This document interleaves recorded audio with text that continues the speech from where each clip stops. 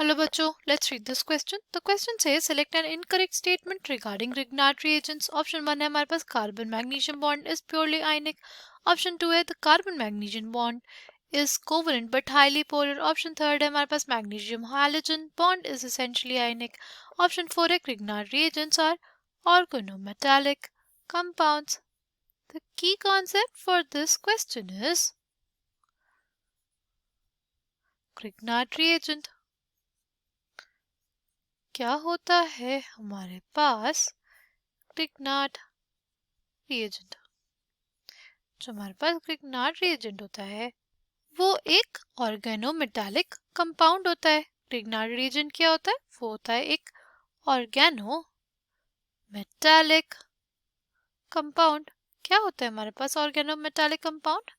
सी, ऐसे कंपाउंड्स जिसमें हमारे पास मेटल और कार्बन के बीच में बॉन्डिंग हो, ऐसे कंपाउंड्स को हम लोग बोलते हैं ऑर्गेनोमेटालिक कंपाउंड्स। इसमें बेसिकली हमारे पास क्या जुड़ा होगा? एक इनऑर्गेनिक एंटिटी और एक ऑर्गेनिक एंटिटी।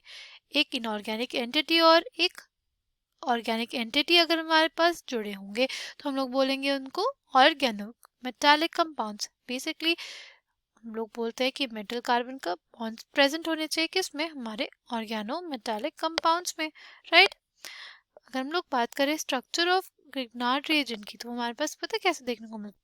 वो हमारे पास होता है ऑफ द फॉर्म RMgX। यहाँ पे R क्या होगा?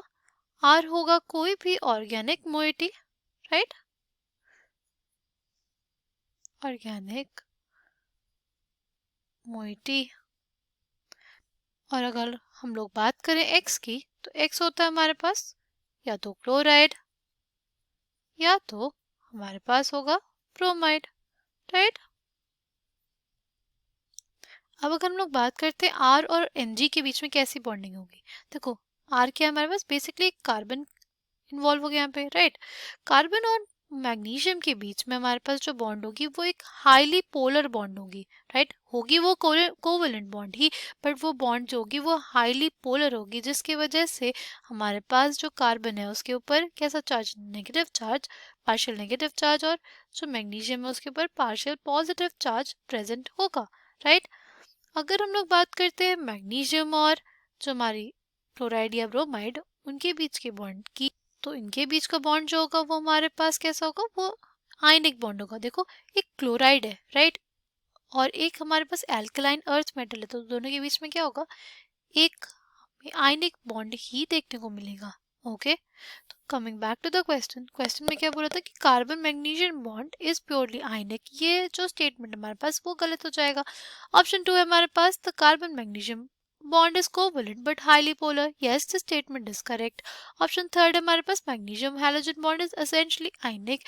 Yes, this statement is also correct. जो magnesium और halogen की bond है वो कैसी होती है? वो होती है ionic.